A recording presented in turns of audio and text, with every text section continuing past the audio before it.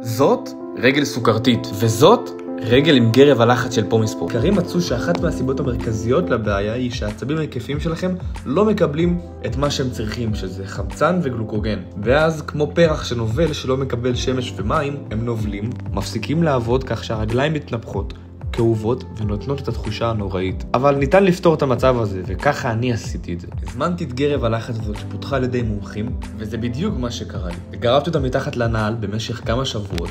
הגרב לחצה על הרגל שלי, הגבירה את זרימת הדם לכיוון העצבים ההיקפיים שלי, ושלחה אליהם מלא חמצן וגלוקוגן. ולשמחתי, אחרי כמה שבועות התחלתי לחוש בהקלה, וחזרתי לחיים הרגועים שהיו לי לפני עם המשפחה והחברים שלי. סוף סוף הצלחתי להעביר יום שלם על הרגליים אחרי שנים, והגרב כל כך נוחה, נעימה לרגל ולא מזיעה, שאפילו לא הרגשתי אותה. גם בחודשים הכי חמים של הקיץ. וכמובן שבהתחלה דאגתי ממידות, כי בכל זאת הרגל הייתה נפוחה וגדולה.